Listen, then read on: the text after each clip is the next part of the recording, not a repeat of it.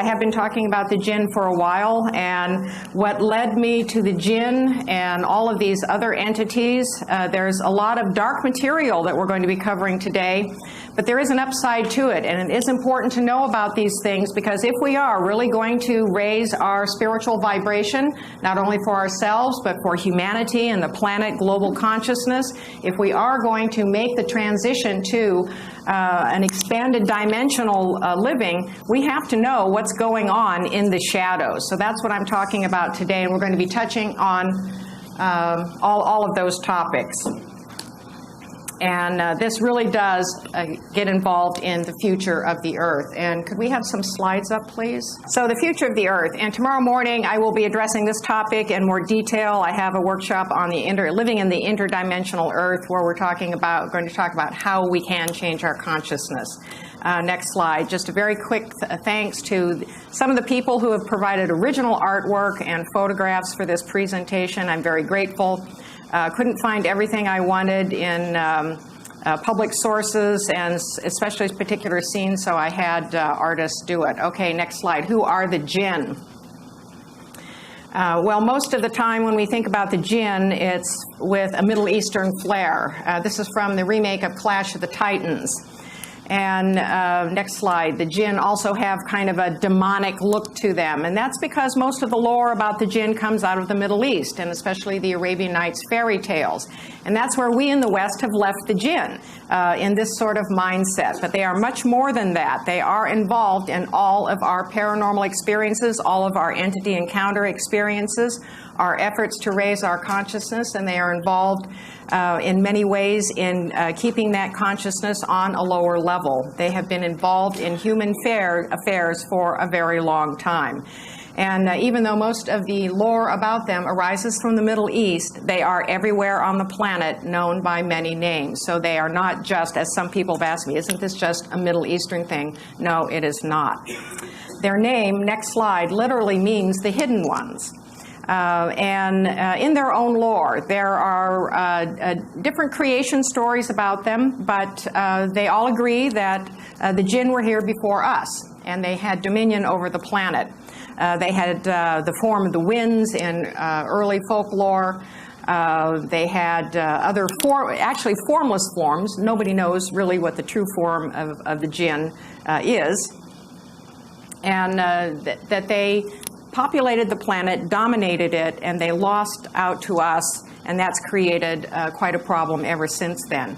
They are beings in their own right, like we are. They share the planet with us. They are interdimensional. They vibrate at a different rate than we do, but they live right here on Earth, and they have the capability of being in our reality, usually for limited periods of time or under certain circumstances when they can get the right energy from us or from the environment. They have very long lifespans, so that enables them to attach to generations.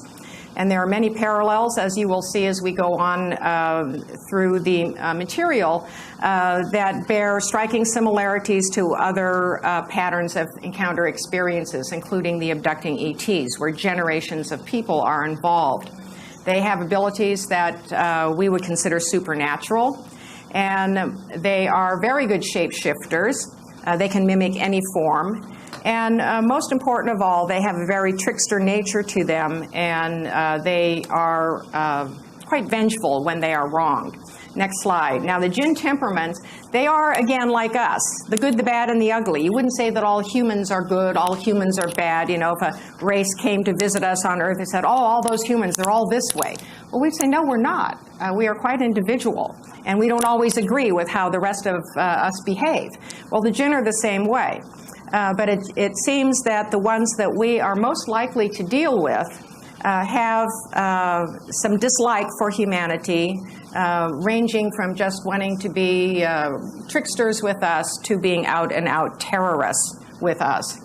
I have been dealing with people with Djinnn cases now for about 11 years, and there are patterns of behavior and characteristics to these cases.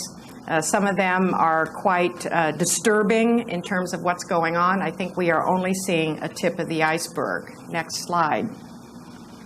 So the problem, Djinnn, as I was saying, they have this trickster nature, and they will manipulate and use people for their own benefit. And some of them may work individually, some of them may work within clans or families, some of them may work collectively. Is this okay? Are there any universal laws against this? Well, as one Djinnn communicator put it, and they don't often communicate with us in very helpful ways, she said, oh, we have laws against messing around with humans, but some of us break them. And, well, we also have laws against crime on this planet, and they are broken every second. So in that regard, why should we be surprised that Djinnn who wish to monkey around with us will take the liberty to do so? They do have a sexual interest in us, and there are parallels there with the fairies, with the incubus and the succubus, also with abducting ETs. And as I mentioned, vengeful when wronged. Next slide. So very varied. They're likely to interact with us to further their own gain. And they're not working under any unified purpose. It seems that when we're looking at other entities, we have a tendency to want to categorize them as well, they're all like this, they're all doing that, they're here to help us, they're here to be against us. They're all like that, like they have some monolithic mindset. And I don't think any type of entity does, and the Djinnn certainly don't. But it is very important to realize how deeply embedded they are in our entire human history, our encounters with the supernatural, with the gods, the demigods, the ancient aliens, with ghosts and poltergeists, with a whole gamut of things that we consider to be paranormal or supernatural or even off-world, the Djinnn have a hand in. To the point where next slide, some researchers feel that they account for everything. And I do not feel the data supports that. But I certainly see the hand of the Djinnn in everything, and I see their footprints everywhere. And they have quite a few things going on under the radar because we're just simply not aware of them. Next. As I mentioned, they can take many forms. That would be ghosts. They will mimic ghosts of the dead. They can be any kind of spirit or entity, demonic, trickster-like, fairy. They can mimic aliens. They can even take human form. They can be incredibly ugly, incredibly beautiful. They are very fond of disappearing as smoke, mist, and fog and going through walls. And interestingly, and there's a parallel to this with the ETs, as we will see in a bit, that sometimes when they manifest, they are surrounded by a blue glow, as though there is some sort of electromagnetism involved in their manifestation. Next.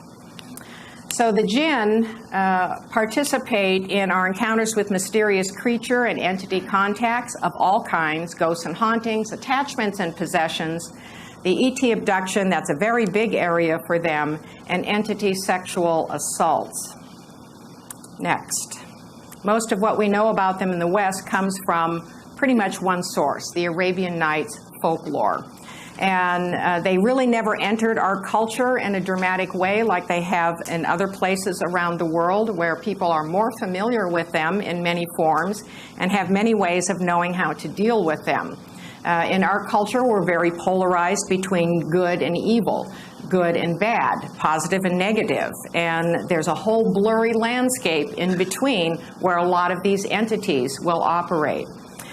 Well, the Arabian Nights were originally oral lore many centuries ago, and in the 1700s and 1800s, next slide, they were translated into French and English and other languages. And we get the term genie, the genie in the bottle, which are present in many Arabian Nights folk stories.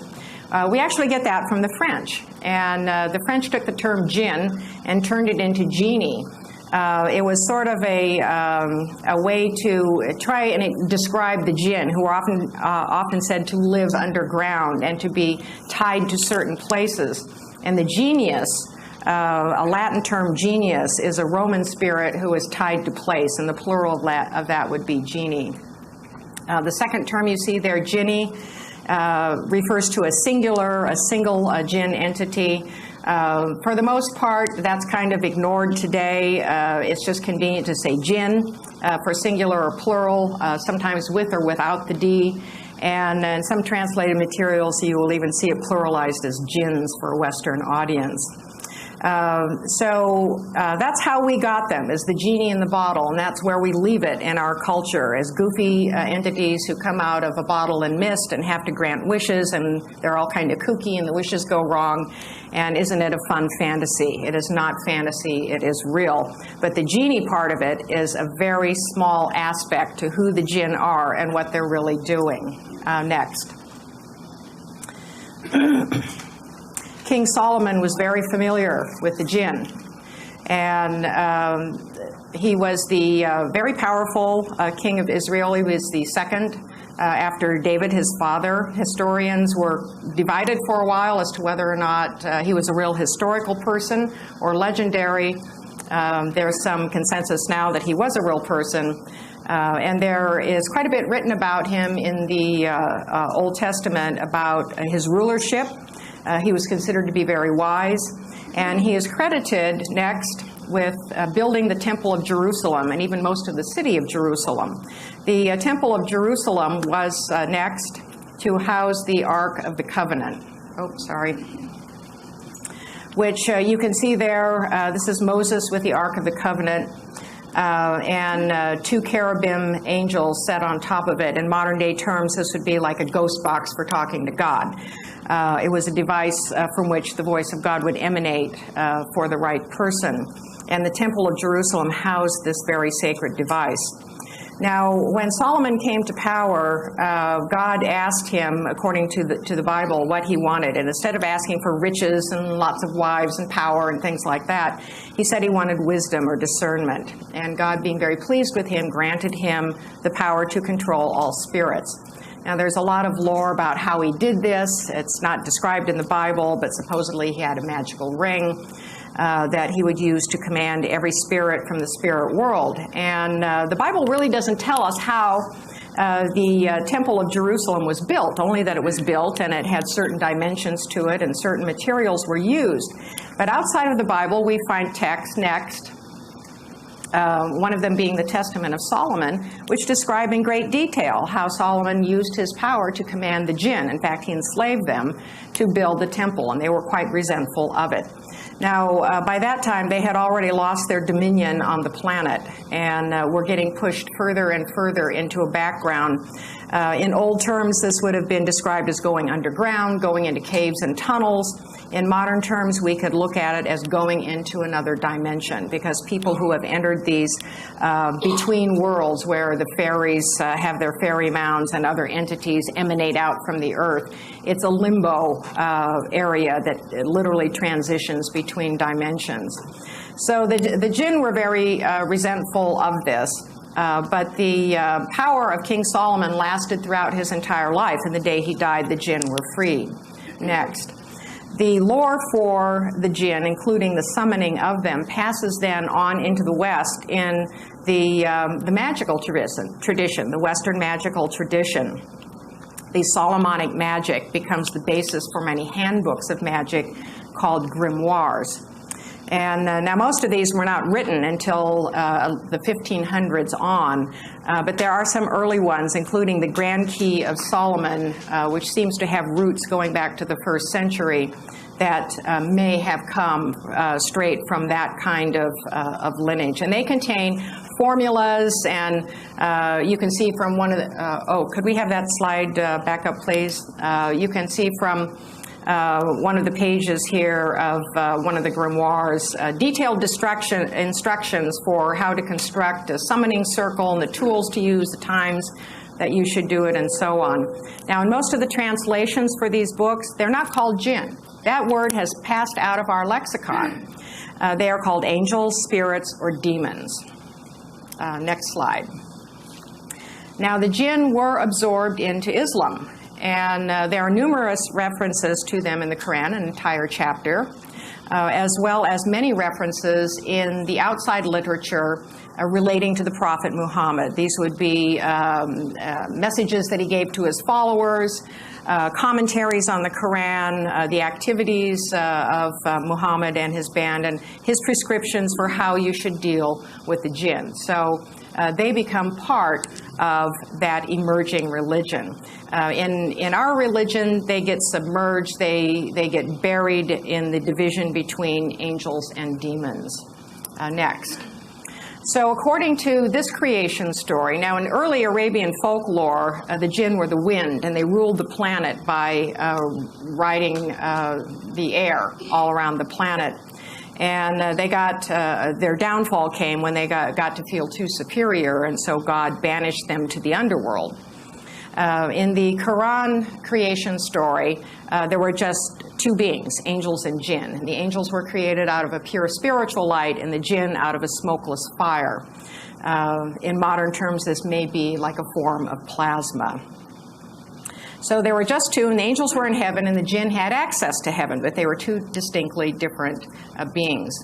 And next, then God decides to create people out of earth and water, and this creates a lot of trouble in the spirit realms. Next. God instructs the angels to bow down to his new creations. And we find parallel stories like this in the Western tradition. So God instructs the angels to bow down, and they do. They comply. But the jinn, next, say no. And Iblis, whose name means despair, refuses to bow down. He has access to the heavens with the other angels. And he says, no, we're not bowing down because human beings are inferior to us, and we do not bow to inferior beings. And this enrages God, so the jinn are cast out. They are pushed out, and human beings are allowed to have dominion over the earth. Next. And they go back to God and appeal. And they say, well, give us a chance. Give us a chance to really prove our case. And so God then grants them until Judgment Day to make their case that human beings are inferior to the jinn. And so we have a parallel to the fall of the demonic realm, where the jinn fall from grace, and Iblis takes his followers, and they dedicate themselves then to tormenting people and testing them and challenging them to prove their unworthiness. But the jinn now are no longer dominant on the planet, at least in this reality that we are in. But it seems, next please, that some of them want it back. And I cannot say that this is like a unified campaign going on, although there are some researchers who feel that the jinn are trying to organize themselves to come into our reality in larger and larger numbers until they can assert themselves. They consider us to be an inferior life form that is worthy of being of use to them, like a raw material or even a food source in terms of the life force. And then others say no, that that's not the case. Just too many personal agendas going on. And the jinn are very tormenting and tricky to deal with, but there's no big organized campaign yet. Next, please. So if you could look at that doorway, it's like, here's the boundary between our dimension and their dimension. And there's a constant push on both sides. Now, the push from us is, first of all, is to keep the bad stuff out. Plenty of people have negative experiences, and they have a very difficult time dealing with it. And they want to know how to keep the negative at bay. And then part of that push also is the expansion of our consciousness. We are in transition of expanding our consciousness into multidimensional awareness. It's going to happen whether we go kicking and screaming or whether we go well fortified, well planned, and well prepared. And the jinn are pushing up against that interdimensional boundary because they want in more. And they also want to manipulate for their own purposes. And there are indications that they are well connected to power structures on Earth that are aimed at power mongering, fomenting chaos and destruction and oppression. In some respects, they are like mercenaries. They hire themselves out, and as long as there's chaos among humans, then that creates a benefit for them. Next. Meanwhile, back in the West, genies in bottles. Silly, funny, quirky, not to be taken seriously, blue genies running around. I mean, even in next, the Arabian Nights story, Aladdin and his lamp being the best well-known. Things go well for Aladdin. He gets a djinn, and it's a little problematic in the beginning, but he gets endless wishes. He gets to marry a princess. He's rich, well-loved, and things work out well for him. But the way the three wishes has worked its way through folklore is, you know, it's the adage, be careful what you wish for, because the genie or the djinn will take your wish to the letter, and you will get something that you weren't counting on. So a lot of these stories revolve around first wish being wasted or it's really good. Second wish doesn't go so well. Third wish, you undo everything because you just want to go back to normal. And one very good example from that came from the X-Files. Scully and Mulder discover a genie wrapped up in a carpet, a female genie, and they're in a high-rise in New York.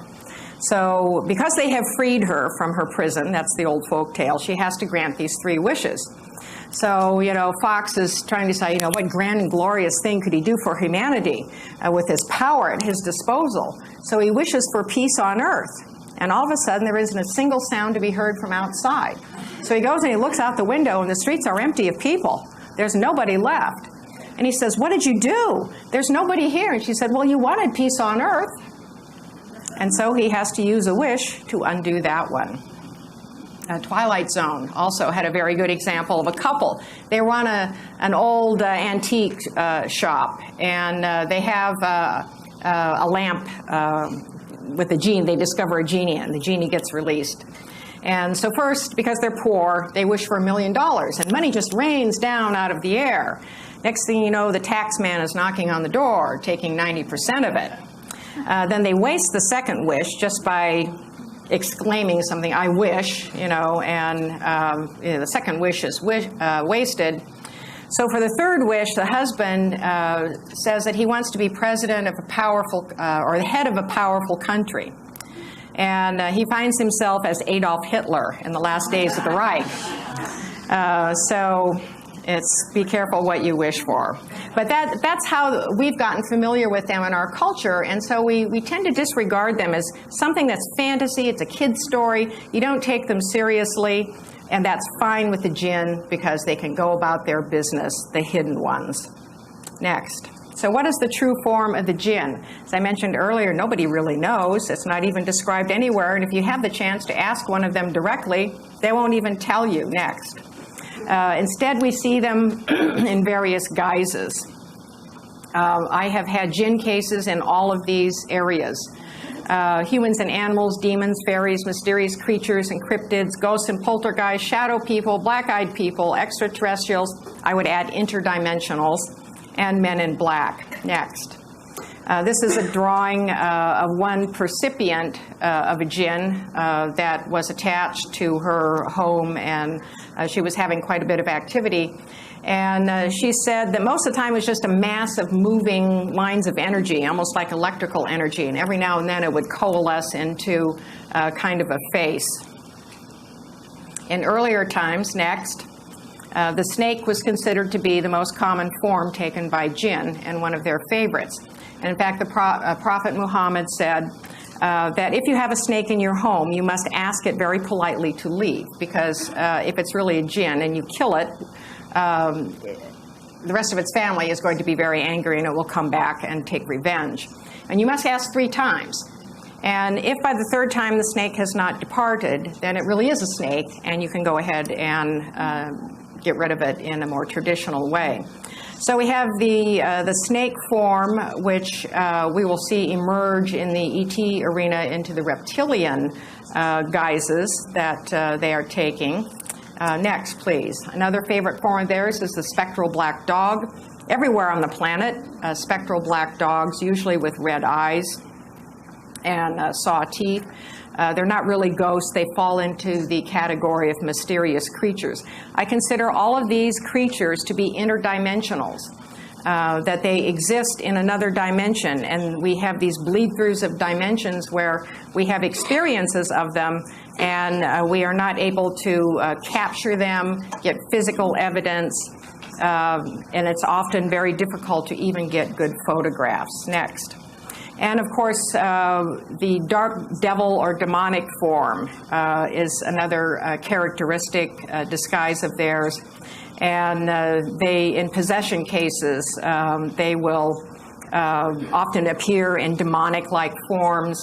And sometimes if they're able to resist an exorcism, they will make a big show of being exorcised, and then they'll go hide somewhere and come back later if they can still have a line into the victim.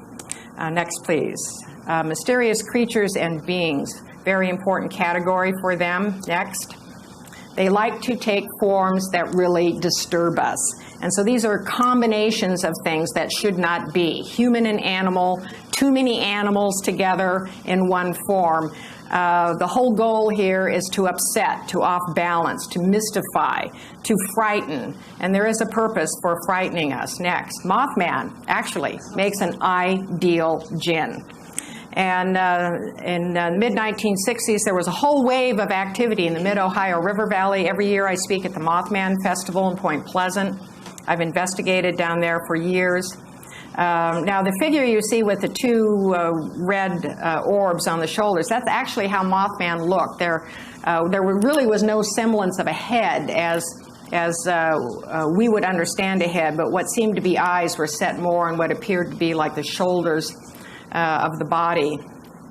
And Mothman suddenly started appearing and chasing people, terrifying people, had wings that could lift it up like a helicopter without flapping. It could pace a car at any speed, appeared in windows.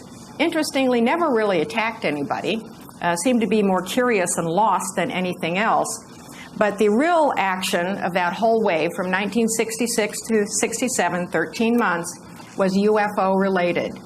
Mysterious lights, crafts, landed crafts, contact with aliens, either by mysterious phone calls or in-person visits, men in black, poltergeist disturbances, everything that we would associate with a UFO wave. And then everything just ended. In December 67, there was a bridge collapse across the Ohio River. Many people blame Mothman for it. And it seemed to disrupt all of the kinetic energy that had built up.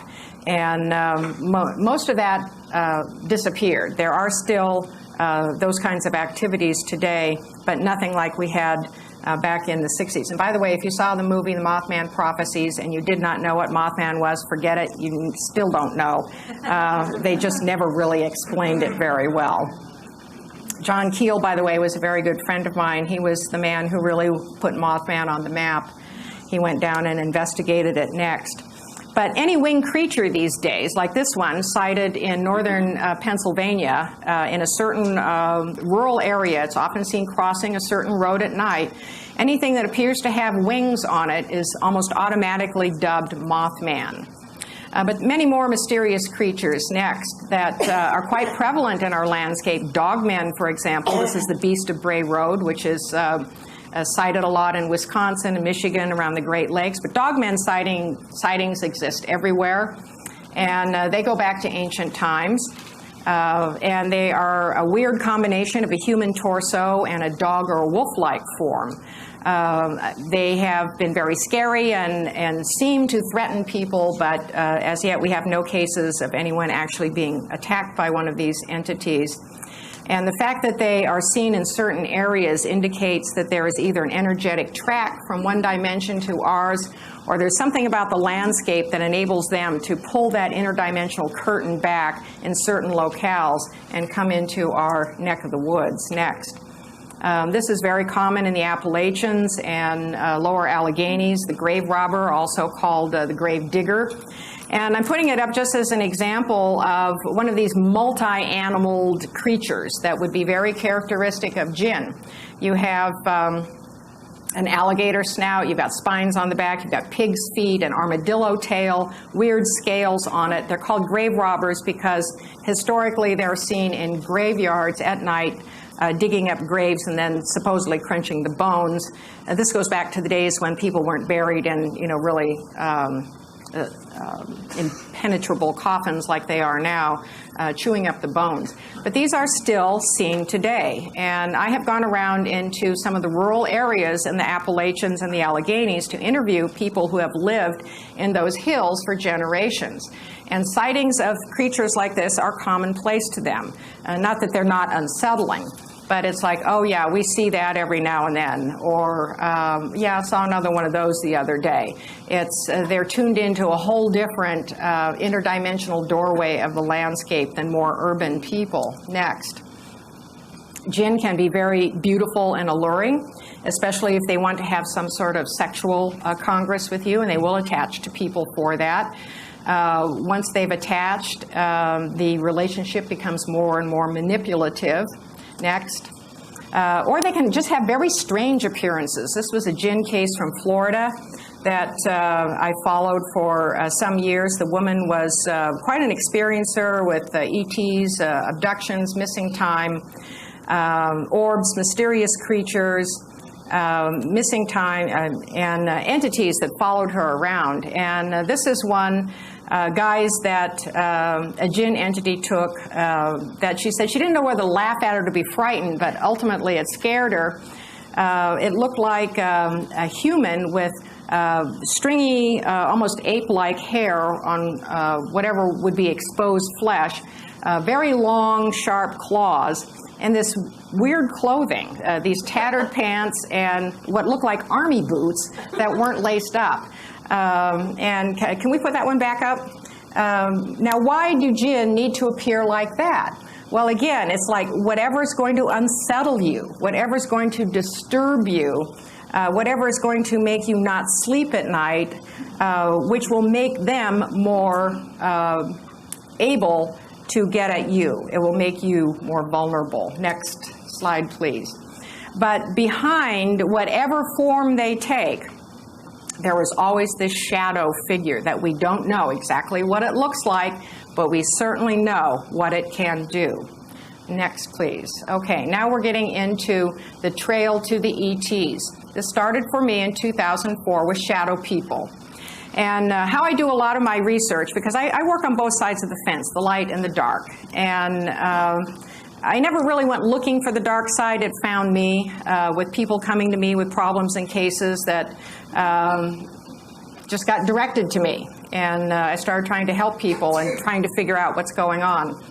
Well, every now and then I will get like a little tsunami of emails or reports of encounters that all fit into a certain pattern.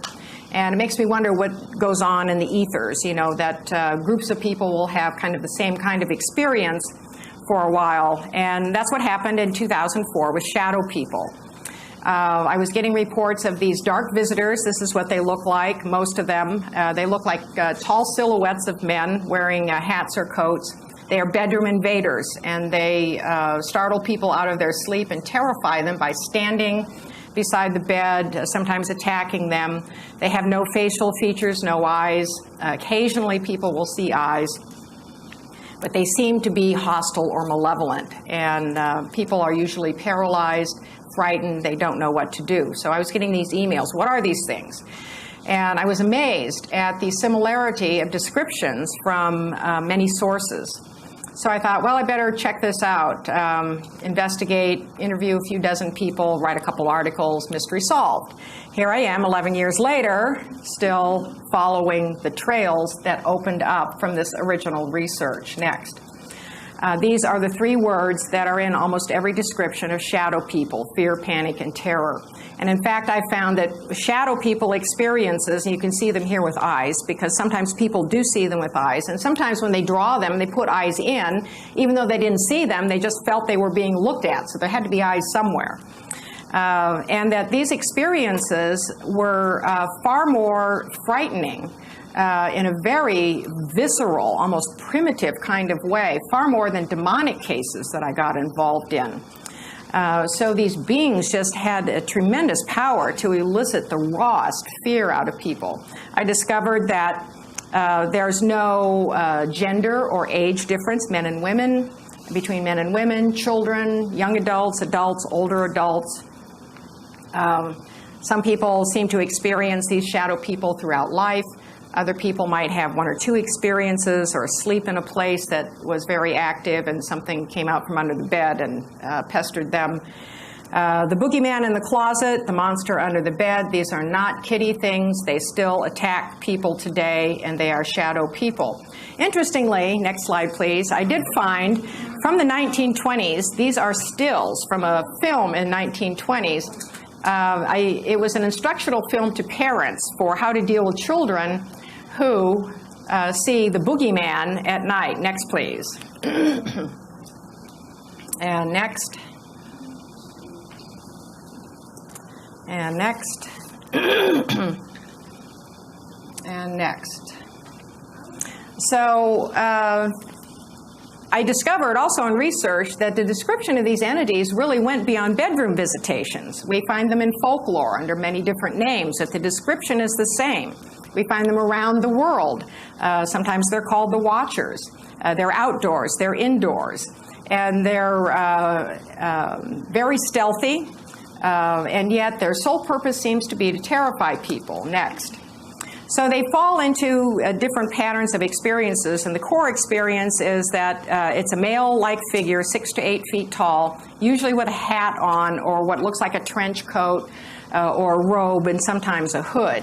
Now, sometimes there's no hat, and some people ask, well, why the hat? Well, I have a theory about that. But when they show up, they look solid, just like you, all of you and I look solid. They will block out light. They will block out things behind them. And then in an instant, they can vanish into thin air. One of their favorite forms, and I've seen this quite often, is they turn into a tornado of black that looks like black ink. Some people describe mist and smoke, and they'll go up through the ceiling, out through the walls, down through the floor, or worse yet, your worst nightmare, back into your closet or back under your bed. And I have interviewed hundreds and hundreds of experiencers. I now have over 1,000 shadow people cases in my own database, and many more on the internet if you just look around. Next, but they do take other forms. This is from an area in New York State, which has a lot of stone chambers in it. It's highly energized. This is a place called Hawk Rock, which has a lot of Native American lore to it, and shadow figures are seen there. And this is an artist's depiction of, they're usually seen looking more like robed monks.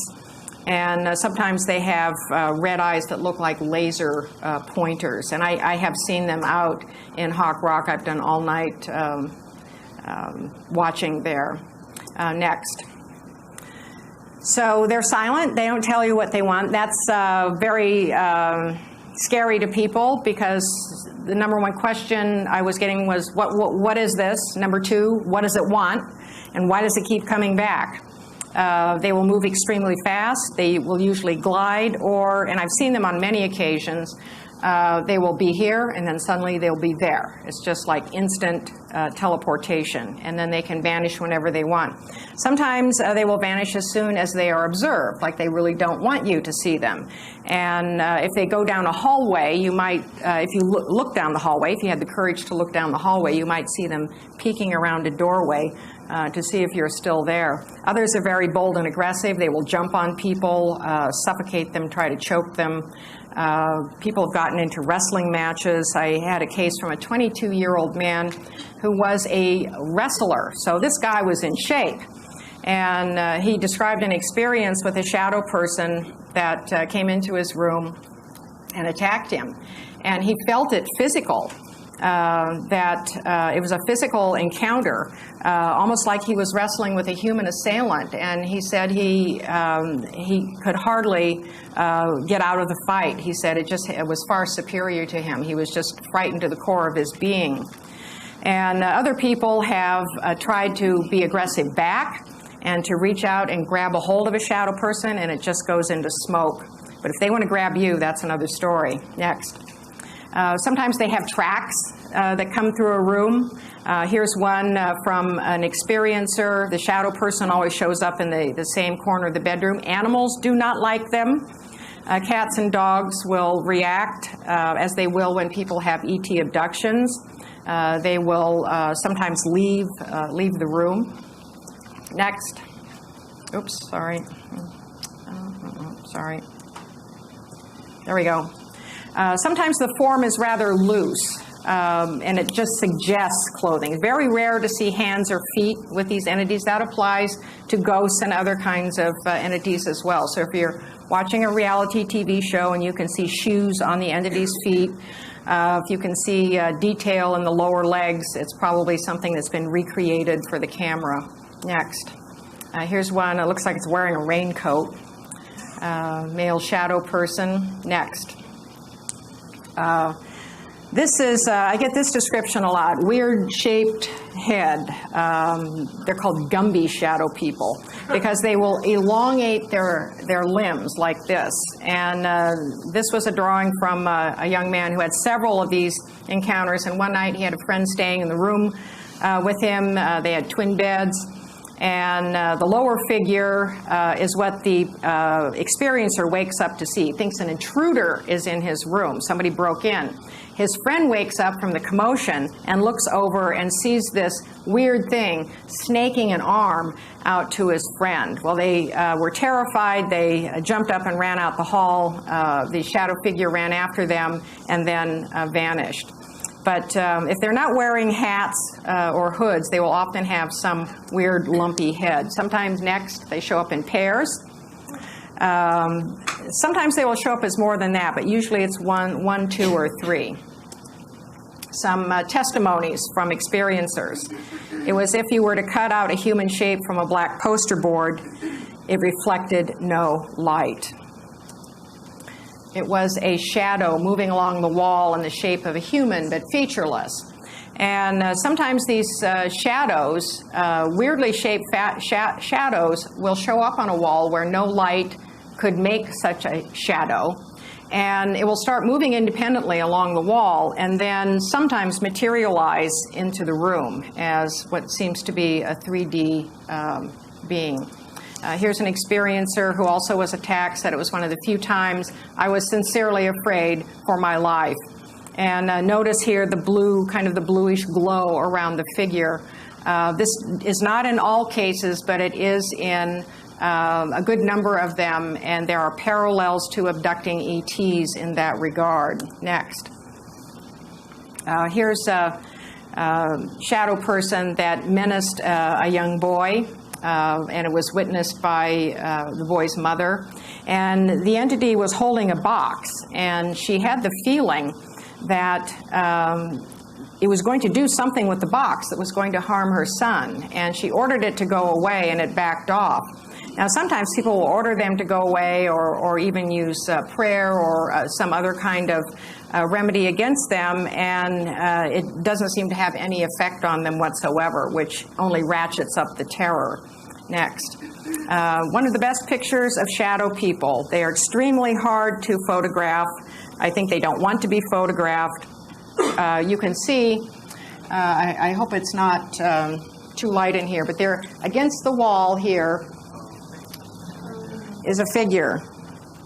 This is in a haunted theater called the Lincoln Theater in Decatur, Illinois, and it was the scene of a paranormal conference every year that I spoke at, and there was always an investigation in the theater after the conference.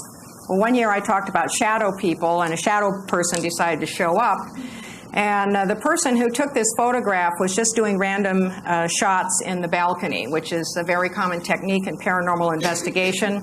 Snap away and hope that the camera catches something that you cannot see. As you can see, there's no light source to account for this very large shadow being projected against the wall. Here's a blow-up of it. So for several years after that, that corner of the room looked like Hollywood with all the cameras and lights trained on that wall, hoping for the shadow person to show up again, and of course not. Now you notice in this figure that there is a sense of some sort of garment, a cape. There you can see something of a lower torso, a suggestion of legs. The head seems to be a little misshapen. Now this is greatly magnified, so it is a little fuzzy, but people often want to know, well, if this is a real being, why is the photograph so fuzzy? And my answer to that is, why should an interdimensional being look exactly like us in a photograph? They're not entirely in this dimension anyway. But you run into a no-win situation with a lot of skeptics. If it's too fuzzy, then it's not real, you're just misinterpreting things. Or if it's too clear, then you photoshopped it, there's no winning. But most of the good evidential photographs have some blurring to them.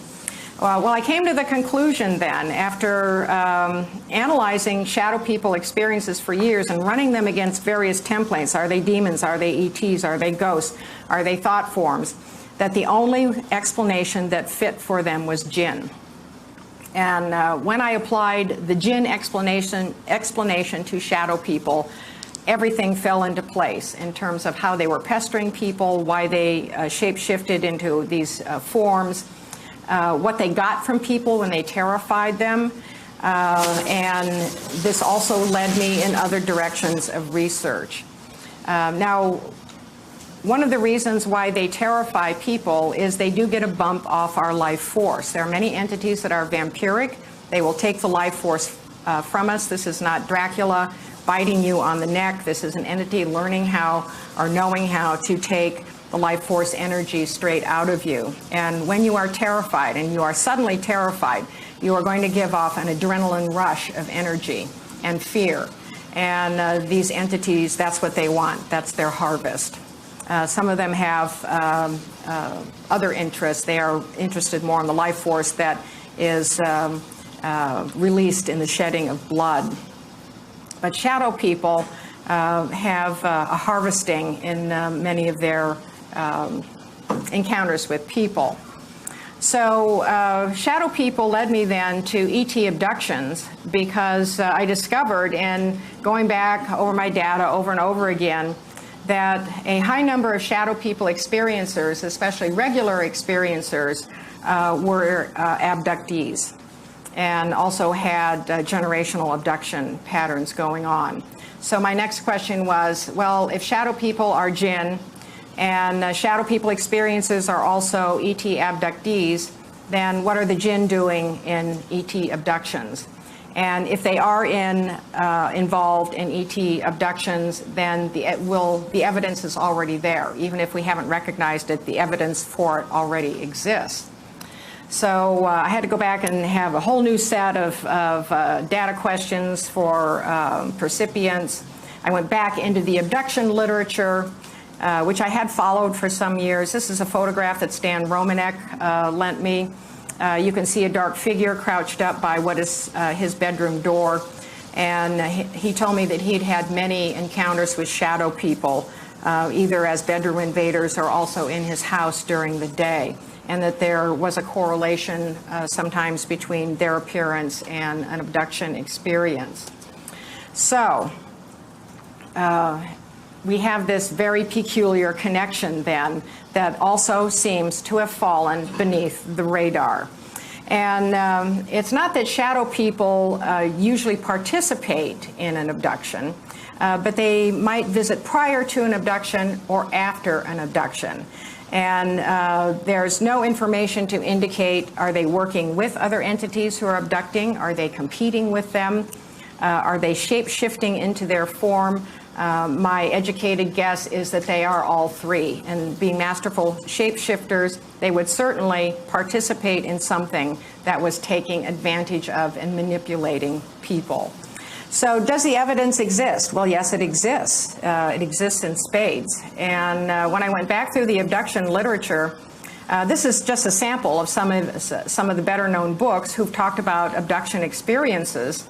And you can find Djinnn descriptions in all of these, and shadow people descriptions in all of these. And this is information that never really gets highlighted very much, because the attention is more on the abducting greys and what they're doing and how people are reacting to that.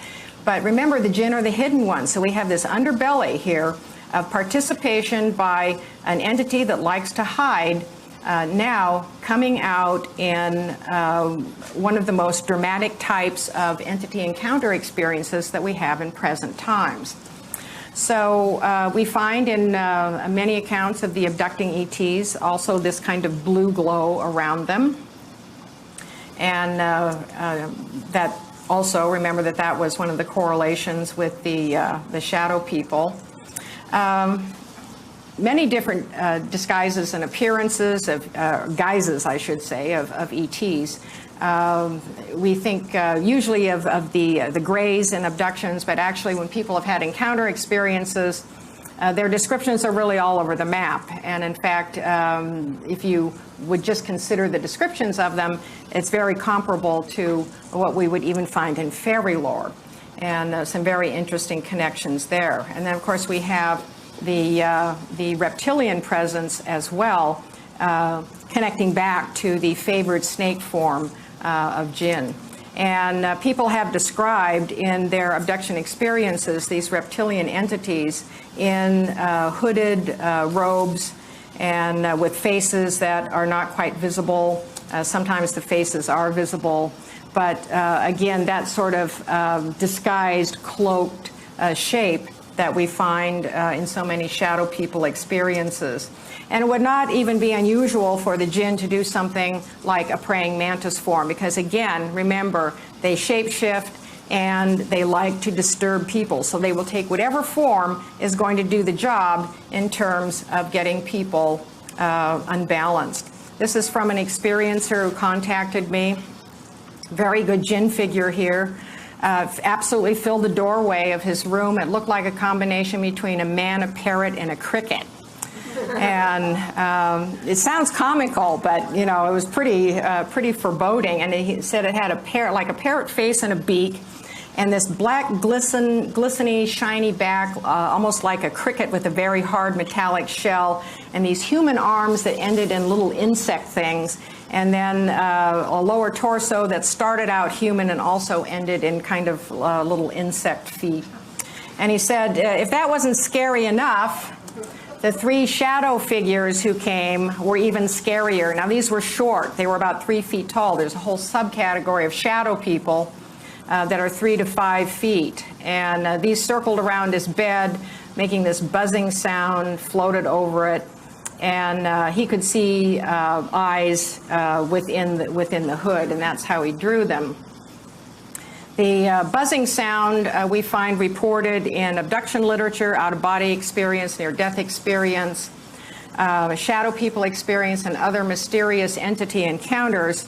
And I believe that it is a phenomenon that is created in an interdimensional shift. And likewise, the hair that goes up on people's body and the change that they feel in an environment.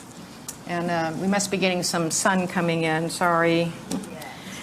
So many more combinations of similarities, bedroom invasions between shadow people, a form of Djinnn and ETs, paralysis in bed. I believe they take advantage of our natural paralysis states as that occur during sleep, as well as placing us into paralysis, blue lights and glows, the humming and buzzing, and manipulation of people also through penetrating stares, which sounds rather odd because many shadow people don't seem to have eyes, but people describe being stared at, even if they can't see the eyes, and that's very unsettling. We have also the common ground of sexual involvement, lifelong attachments with generational families. The Djinnn will follow people from one generation to another. People find the assaults very difficult to prevent, and it often takes some experiencers quite a while to arrive at a remedy that works for them. And an interest in occupation Earth. And of course, not all entities that we're dealing with have that mindset, but some of the people who've dealt with the abducting ETs feel that that manipulation is going on. And we find that in the Djinnn literature as well. So just a couple of examples from the literature. Ann Druffel and D. Scott Rogo really recorded the first detailed account of abductions from the 1950s in the Tujunga Canyon contacts outside of Los Angeles. And many descriptions of shadow figures, that these experiences started with shadows that were seen outside and then moved into the house. And you can see in the second paragraph, it looks like they're wearing almost like a black ski mask, but the whole thing is black and just their eyes are out. That was from one of the principal abductees. And this is under regression. What are these figures? They're between the bedroom and the kitchen. They're all dark. You can't see through them. They're very much like a shadow. They're not transparent at all. So these are the initial figures that come that starts a series of abductions that goes on for quite a while. In Intruders, we find some very good descriptions of the bogeyman. And by the way, in citing some of these examples from the abduction literature, I am not saying that anybody's conclusion about what happened in any of these cases is wrong. I'm not at odds with that. I'm just saying that the evidence for the participation of Djinnn is present in the description of the victims. And yet, because the Djinnn are not really above our radar in our culture, they just go unnoticed. In fact, Gordon Creighton, who was the editor of Flying Saucer Review, said years ago that if more UFO researchers took the Djinnn into account, they would have the explanations they were looking for. So here again we find the shadow figure with a glow around its head that comes out of a bedroom wall and moves back and forth between a closet. This one does communicate. Most of the time they don't say what they want. A shadow man with a hat happened to a relative of one of the principal experiencers. Started out with shadow figures that he saw during a hunting trip, and then he was driving to work early one morning in his pickup truck and looked in the rearview mirror and saw a shadow man in a hat sitting in the back part of the cab. It was a double cab. He was so startled that he jumped out, and when he went back to the pickup truck, it was empty, of course, but it so unnerved him that he didn't want to drive it anymore. He sold it. Whitley Strieber describes small figures wearing hats, looking very dark, and also generating this very profound fear. In one of his descriptions, I saw something that looked like it had a hood on it, a smooth round hat with an odd sharp rim, could not see the face, and small figures in the bedroom, again with a hat with the sharp rim, two dark holes for eyes, and a black downturning line of a mouth. A very comparable description of shadow figures with some difference in detail. David Jacobs really did a great job looking into the dark side of the abduction experience, and there are many descriptions in his literature from the victims that describe this kind of entity. And he talks in the thread about hybrids being created for a purpose of coming into the planet and infiltrating it, entities that would be able to pass, but would have the powers and probably the allegiance of the entities that wanted to come in, which would be a characteristic of Djinnn as well. So this also goes on in The Secret Life, where we have descriptions of reptilian kinds of beings who manipulate people with mind scans and very penetrating eyes, wearing the coats with the hats that people would report wherever they were taken for their destination, whether it was a ship or somewhere else. And he said, I have had people remember figures that look like Abraham Lincoln wearing a stovepipe hat, men wearing fedoras, angels, devils, and so forth. Why do they need these hats? Why do they need these out-of-fashion hats? I think that, well, for one thing, sometimes a dark figure wearing a hat looks like a big authority figure, and it is very scary. But in Djinnn lore, they can't get 100% of a shapeshift completely accurate. And so it's a working hypothesis of mine that the hat covers up some error in the head. And otherwise you get the lumpy Gumby head, you know. But many hats, detective hats, cowboy hats, stovepipe hats, Dick Tracy hats. Jacobs offered the opinion that abductees just really didn't know exactly what they were looking at, and they were explaining their experiences away as ghosts or hauntings, the devil, and other things. But if you take the Djinnn into account, something like the personal project hybrid that he describes really fits a Djinnn agenda, where you would have an ongoing complex contact from childhood with an entity that actually ages along with the person, then begins to have sexual relations with them, and may be jealous of a human's other relationships. This has been described to me with shadow people cases that start in childhood and continue on into adulthood. The person describes it as a being that seems very friendly at first, kind of like a companion or playmate, and then as the person gets older and arrives at sexual maturity, the relationship shifts and starts to become very problematic. Well, in Djinnn lore, we have an entity called the Kareen, or Karina for a female one, and this is a Djinnn who is your lifelong companion, just like a guardian angel. And it would function similar to a daemon or a guardian spirit, could be good, bad, or indifferent. And there are even rituals for marrying your Djinnn. But they are very jealous of other humans, and so if you do marry your Djinnn, you do not want to upset that entity. Okay, more strange connections. Black Death. This was a very interesting angle involving shadow people. You can find some more details about it in William Bramley's book.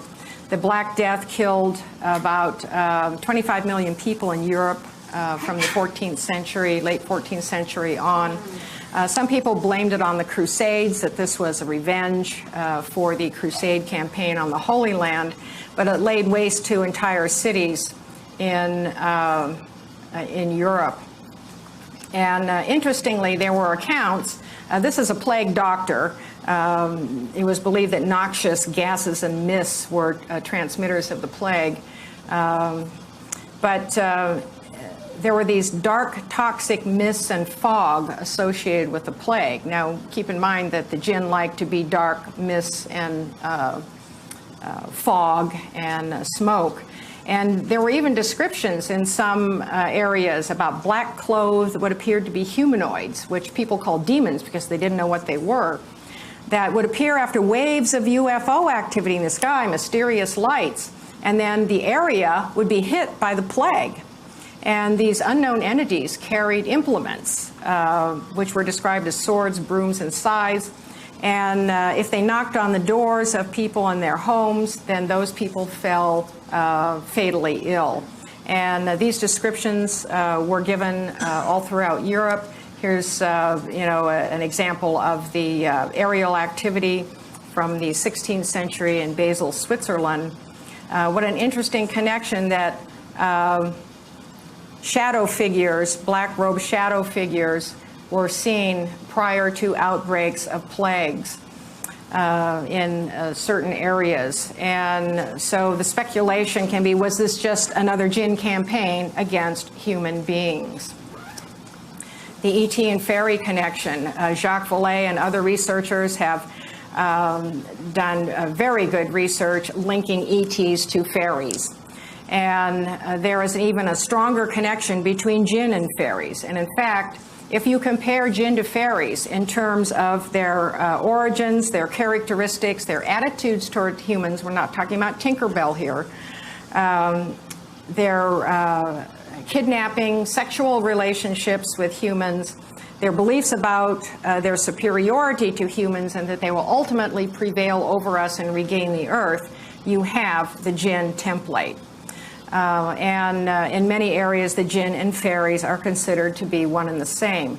Now, our ancestors, like even from the 1800s in England and Europe, regarded fairies as very powerful beings who were not to be trifled with. They weren't cute little wing things that took care of flowers and whatnot. They were powerful beings who could do serious damage to human beings if they were wronged. They were very vengeful. So not to say that all fairies are bad, because like the Djinnn, there are good, there are neutral, and there are bad. And when we experience kind of a skewed end of the spectrum, then we might think that they all might be that way. But a very good case, a better case for fairies than even any other entity can be made as being explained by Djinnn. Well, it's obvious, the Men in Black connection. You've got mysterious-looking men running around in dark suits terrorizing UFO experiencers and witnesses. And these still go on today, and people do describe these entities as looking and acting human, but not quite. There's something really off or odd about them. Very Djinnn-like. They don't get their clothing right, their hair right. They've got robotic speech. They suddenly appear, they disappear, they know where you are. You have poltergeist disturbances, nightmares, the whole syndrome of activity that the Djinnn are famous for. And this particular case that Gray Barker referred to, Albert Bender, concerned a man who announced that he was going to release the secrets of UFOs, and then was visited by 3 men in black who took his documents, pestered him, drove him to a near nervous breakdown, and he quit his activities. The newest wrinkle in this connection is black-eyed people, starting with black-eyed kids that were reported in more and more encounters in the 1980s. Not a new phenomenon, just the latest wrinkle on a very old phenomenon, yet another form taken by Djinnn. And these are children whose eyes are completely black, or they turn completely black. And in many of the cases, they are out in groups, they approach people in the public, they want help, they want to touch you. And they seem to be very scary and creepy. If they manage to make physical contact with you, then you're in for a very hard ride. Bad luck, health problems, poltergeist phenomena breaking out in your house. Sometimes they will knock on people's doors and want in, just like the classic vampire, which that's from fiction. Now we are getting more reports of black-eyed adults who do the same thing. And people say that the feeling they have from these entities is that they feel like their soul is in danger of being sucked out. Very interesting connection with the Djinnn and shadow people in that regard. This is from a very recent case from Arizona. The woman who's clairvoyant, who had a pregnant daughter, said that she could telepathically communicate with the baby. One night she, the fetus, was showing me she was in trouble. I meditated and connected with her and was psychically holding her. She showed me that she was losing her breath. At that moment, a child appeared standing next to me. I turned to look at her in meditation and was shocked as her eyes were pure black, and she was a grayish pale color. She wore a tattered dress. She was taking the baby's breath and her life. The baby stopped breathing, again in meditation or as seen by me psychically. I breathed my breath into her and asked for protection for her. The BEK left when angels came in. About 2 or so hours later, my daughter called and said she was in the emergency room at the hospital. She went in that morning because all night she was having severe cramping, and when she woke, she was bleeding. They told her she was losing the baby. It all turned out okay in the end. And then she captured a photograph, which she feels that she got this black-eyed child. And it's the figure is the line that comes straight down. That's on her sliding glass door. If you look just to the right of that and just above that stream of light coming down at an angle, you will see a face and a form below that. What made the case even more interesting was that soon after that, ships began showing up disgorging BEKs. And she would see them clairvoyantly, like they would emerge into our dimension. They walk out of the craft and disappear, then reappear in places like they walk through air into our dimension and then walk back out. I feel they are demonic alien half-breeds, like half demon and half gray. They take pieces of the soul, leaving just enough for that person to continue on, but stay sick and scared and haunted. I get the feeling that once these things touch your life, you are never the same. I hear that over and over again. Well, she's visited by other beings. She called this a troll entity that showed up. She feels that she has a lot of vortex places in her apartment. And gets strange shafts of light where she shouldn't in the apartment. And she has sent me videos of orbs too, but I'm currently having them analyzed by some other experts to get their opinions on it. Now, there are breath shadow people, because I have quite a few accounts of shadow people who jump on people and suck their breath, like they're trying to suck the life out of people. And also toxic breathers, where the shadow form will land on people and breathe on them with the victim feeling that there's something toxic about the breath and that they are in danger of dying. We find these in vampire lore as well, both the breath suckers and the toxic breath. These are all iterations of the same phenomena. They are just mutating according to our interests, our focus, and what we are likely to consider to be real. Here's another new aspect of the shadow people and the Djinnn, the scuttlers. I talk about this in my book, The Djinnn Connection. These are black spidery blobs that move along like goo, and they will attach to people on their backs. There are chakras at the base of the neck that are very important, and they will take people's energy there. More than that, they attach to our high tech, and they have been seen on broadcast equipment, inside computers, inside telecommunications, as though they are trying to manipulate or interfere. And if you happen to see them, they will usually just dissolve.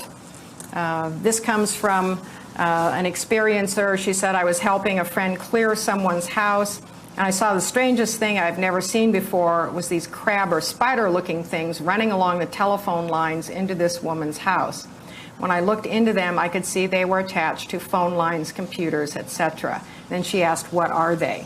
Well, the answer is they are Djinnn. They are forms taken by shadow people. I had a case a few years ago in New Jersey involving a company that took apart old cell phone towers. And as soon as they got the contract and started taking these things apart, shadow people started showing up. And they were very interested in what was being done, and they started stealing equipment and pieces, and it took quite a bit of effort to get them out. This is another new mutation, that the shadow people are starting to look less like humans and more bestial in appearance. It's almost like, well, okay, we've got shadow people on the radar now. We're kind of used to them. But so as soon as we get used to something, then the phenomenon manifests a new form to keep us off balance. This came from a case in Arizona that I just did a few months ago, where the shadow person went from shadow man to now this bestial thing. It looked like a black plastic or vinyl, highly glossy, almost wet, with a dog, rat-like snout with oval black eyes. It was incredibly dense, blacker than black, almost like there was negative space inside it. It was sentient. And these entities now in this form are being much more aggressive. There are various topical defenses that people can employ. These have all been used throughout history. Iron and salt are repellents of negativity. Prayers and amulets of all kinds, magical and religious, will work for many people. Keeping lights on, television on, radios on seems to disturb the environment that enables some manifestation to take place. But if the entities are really persistent, they find ways around it, and ways around exorcisms as well. Some of them can be extremely difficult to get rid of, and much better defenses have to do with us. And this is what ties in now to this transformation of consciousness into a higher vibrational awareness, this interdimensional earth that we are moving into, which is expanding our awareness. It's going to change us physically. I'll go more into that tomorrow.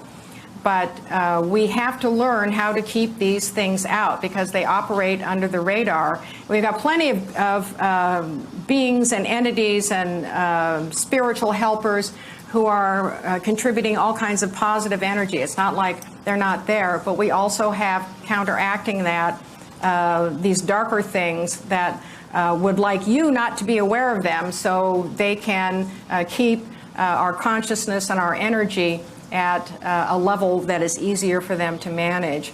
Now, in the abduction literature, it's talked a lot about the whole concept of sovereignty. That is, the victim having to come to a deep understanding of a person's inviolable right to free will and self-determination, and a boundary that cannot be encroached upon by an invasive or manipulative entity, and that would include human beings as well. And I see many victims in the shadow person area where they've been weakened by illness, or they've got problems in their life that are very distracting, and it makes them quite vulnerable emotionally, and so they become a little easier to get at. So strengthening the aura is very important in having the best defense, and this concept of not permitting a violation of one's private space and one's life. From an experiencer, this is how she got rid of it, by using kind of a righteous anger against it. It paralyzed me while slowly materializing in the upper corner of the ceiling. Then it floated down toward me very slowly, and I couldn't make myself move.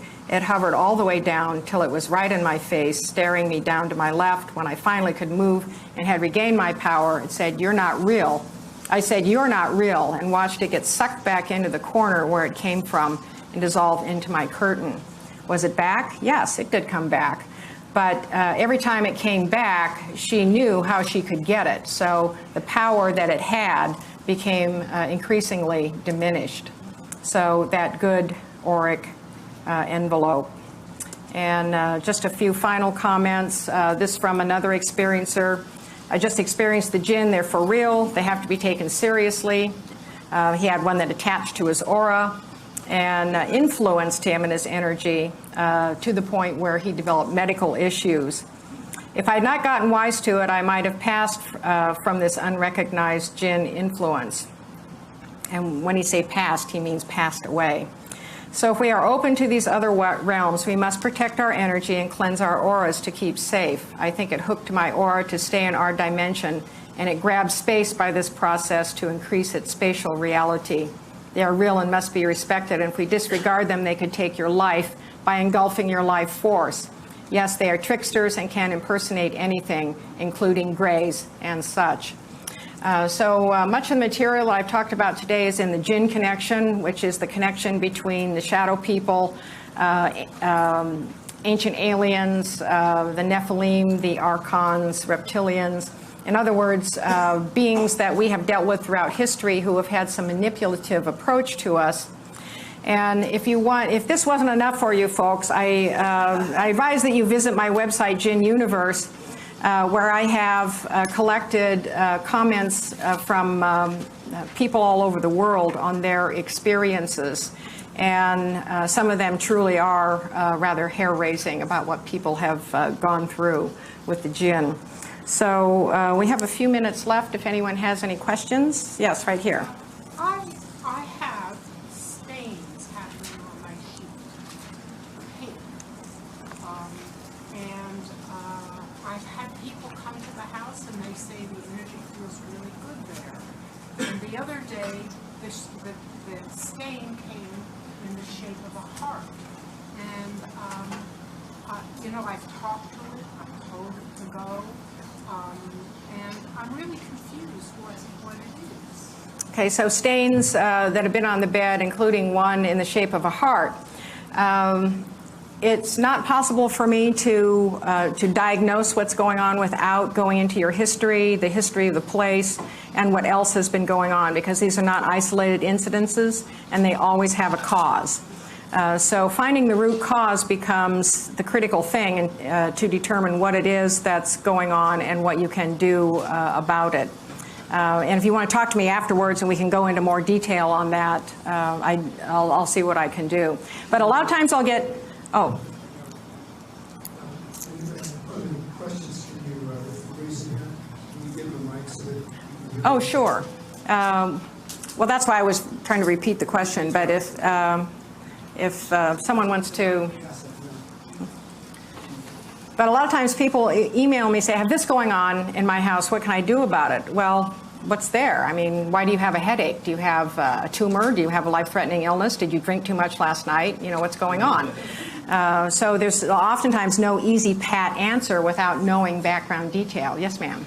Is it true that if you raise your vibration, it's very difficult for them to hang out around you and take a little bit of whatever? The answer is yes and no. It's certainly going to get rid of a lot of opportunistic stuff. And collectively, I call these things drive-by demons, even though we're talking about Djinnn. It's a little alliteration, drive-by Djinnn, I guess. I mean, they're just, you know, they're out looking for opportunities. And a lot of them are very low level vibrationally. And they will swoop in on an opportunity when they see it. So raising your vibration, your auric defenses, various ways to spiritualize the consciousness, that is a defense against a good chunk of that stuff going on out there. However, it is an axiom in occultism, and by that I mean esoteric study, that when you step onto the path, your light goes out into the ethers, and many entities see that. And the brighter that light gets, that is going to attract some other entities who are going to be challenged by that. So we have increasing challenges as we go. Some people will never have any significant trouble with any of these entities, but having studied these for 11 years now, I really do feel that I hit the tip of the iceberg. And I usually only hear from people when they've read about these things or heard about these things and say, oh my gosh, that's me too. I didn't know this was a real thing. And what the extent of it is, I don't know, but I would hazard a guess that we are far more entangled with the spirit world than we would like to think, and not always in pleasant ways. We have many beneficial ways as well. So fortified is forewarned, and raising one's spiritual vibration will certainly take care of a lot of these low-level opportunistic things. They just simply won't be able to get through. But you can still get the really higher level, lower level clients, so they're harder to shake off, they're more advanced? Well, you can get higher level ones. And I took some study for a while with a Taoist exorcist, and had a very interesting perspective on Djinnn and the dark side of the spirit world. And there are these like low level opportunistic ones, and then you get higher ones that are much more intelligent, that have a plan.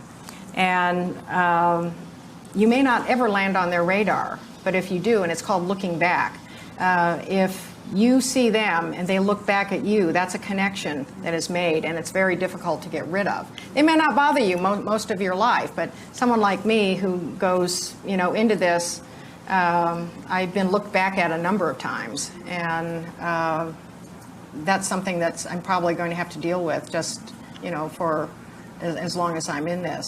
It's not impossible to deal with, but that's the reality of it. And yes, back here. Some of these, I have the mic. Microphone. I was going to ask a question. Oh, okay, okay. Can we? She's got the mic, so sorry. Okay. You got the talking stick. Here you go, right into it. Right into it. Two questions. Do you believe Ouija boards open up portals to these types of beings? And are you able to tell, like someone like me who is not someone like you, if somebody has a Djinnn attached to them? Because I have a friend who seems very disturbed lately, and I feel like maybe he's got some thing, some spirit on him. Take the second question first about spirit attachments.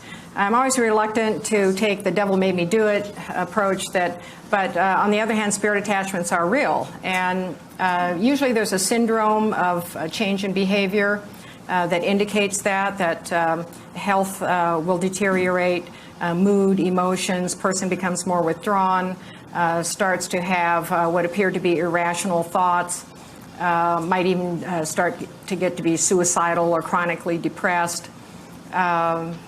It's a slide that can take place over a long period of time or very quickly. So there's a whole syndrome of things. And then usually accompanying that are some outward signs. There's usually some kind of activity going on in the home environment. They've had bedroom invasions, certain classes of nightmares. There's activity in the house. And it doesn't hurt to have your aura looked at. My favorite practitioners are medical Qigong masters. You can find them in the acupuncture and martial arts community. Not all of them are exorcists, but energy healers can do this too. Look at your aura and see where you have the rips and tears. But I've just found them to be very, very good at taking out some of those barbs that these entities will put in an aura and then being able to help seal that back up.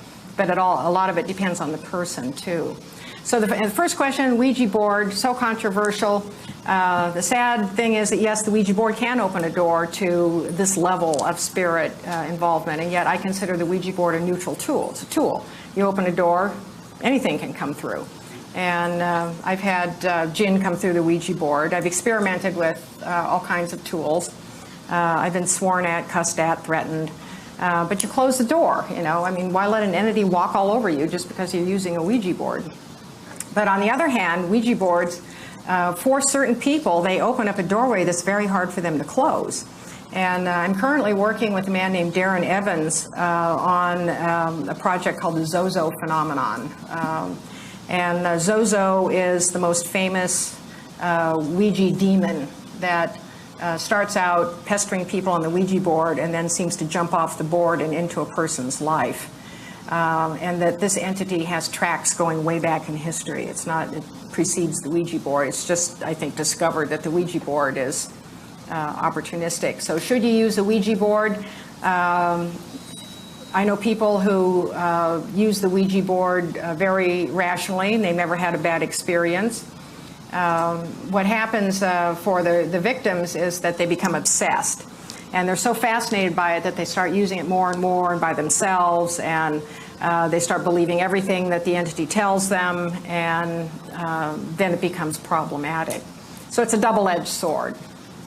And I don't know where the mic, oh yes. Yes, some of these new technologies that are being fired up, like the CERN, Hadron Collider, these that are just ripping, they say, the space-time continuum and creating massive portal openings. I wonder if you have looked into that and what you might have to say about these technologies like CERN. Well, in my personal opinion, it's not a scientific opinion, it's a personal opinion based on my work in the spirit world, that when we start playing around with atoms and things like that and looking for time travel as well, these all have the potential to open up interdimensional doorways and tears. And if we are not aware of this, if scientifically we think this is not important or not going to have a consequence, it could be very problematic. It's been speculated by many, of course, and many people in occultism feel that the atom bomb ripped a pretty big hole for a lot of entities, and a certain magical work will do it. A magical master could do that as well. So the potential exists, and I think we have to be well versed on all aspects of what are the potential upsides and downsides to anything where we are really starting to alter reality and as well linear time. Hi. One of the meanings of mantra is protection, and I spontaneously years ago had a visitation kind of in a lucid dreaming state, and I just went into this mantra and it just vanquished the entity out. It just disappeared. So mantras are very powerful and can be very protective. And also, is there any connection at all with Sasquatch with these guys? Is there any connection with Sasquatch? Yes, under the mysterious creature aspect of it. The Djinnn could well be salted in that community as well. And many Sasquatch exhibit, considerable intelligence. So it's a form that would be easy for them to mimic. Yeah. But, I would not say that all Bigfoot are Djinnn. I'm not saying that all these things are Djinnn. The Djinnn are among them. And about mantras, yes, very powerful prayers. I've had people tell me all kinds of prayers that work really well for them.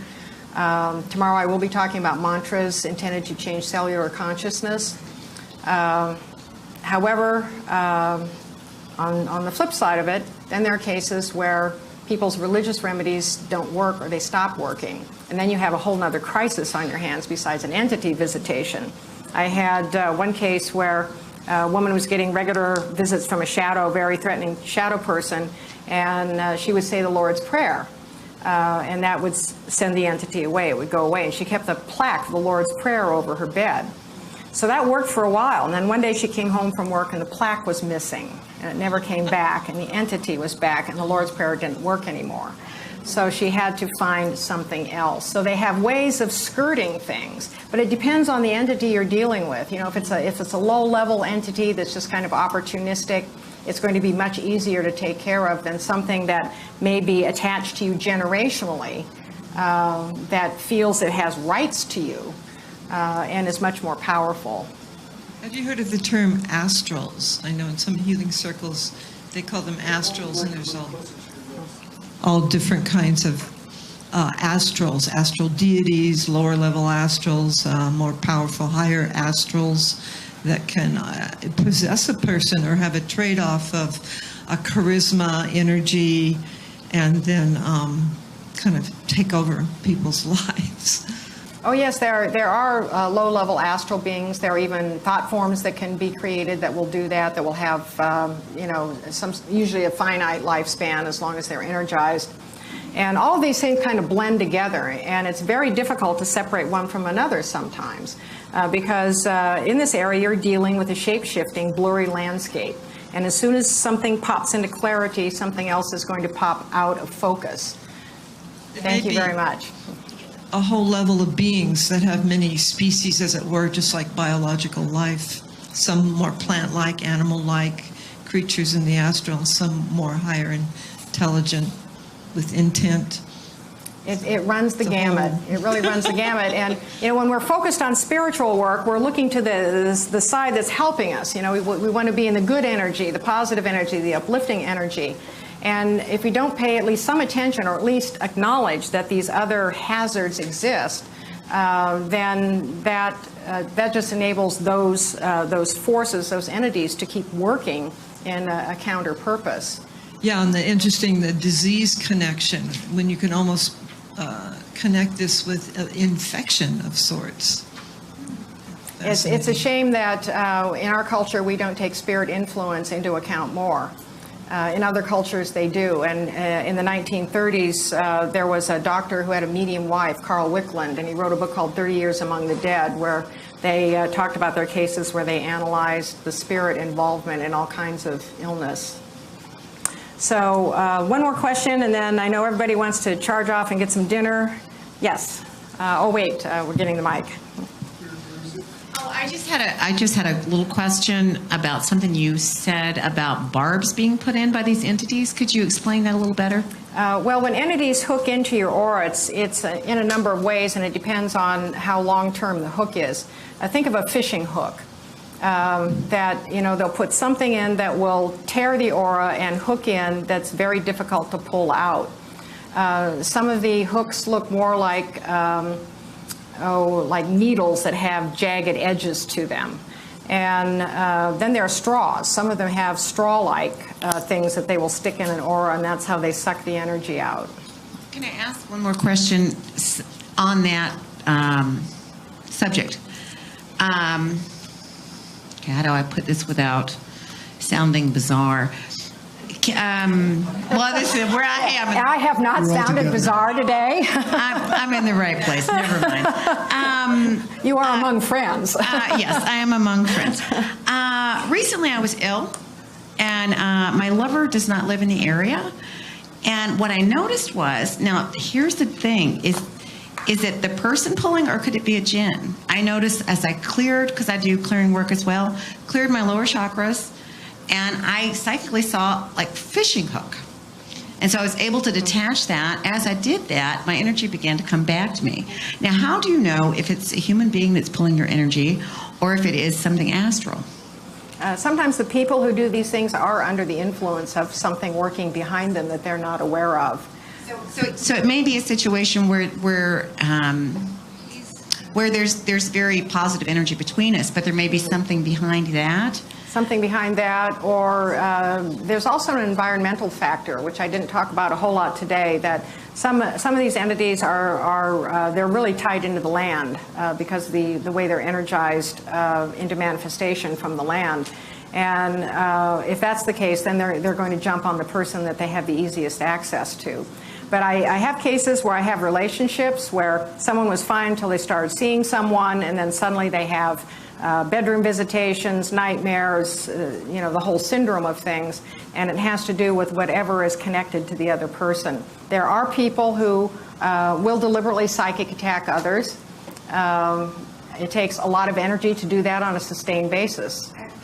I've had many experiences over my lifetime of different situations, and I've experienced that as well. But usually I have seen like a robber or a bandit energy raccoon, but I don't know if it's intentional or just that's what's happening because their energy is lower. So I know this sounds bizarre, but maybe I need to look into it. So thank you for it would bear some bringing it up. investigation. It's always important to try and determine the source of a problem. So that you can do an effective remedy, or at least keep it outside your energy field as much as you can. Okay, and it could be just circumstances around the situation too. Yeah. Okay. Thank you.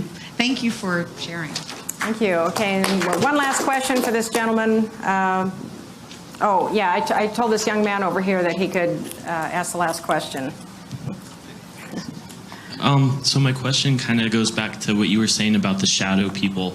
Are they tied to one person, or can they be tied to a location? You mentioned like multi-generations, but could there be like multiple people in a household where there's like a shadow person visiting and they're kind of going after both people, or do they mostly focus on one person at a time?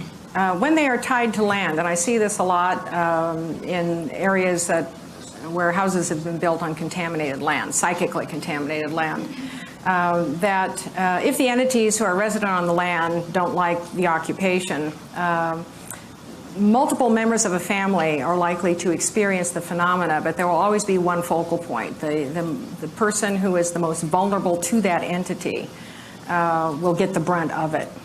Now, in cases of a generational thing, where this started, who knows how many generations back something may have started, then it's a little more uniform across a family.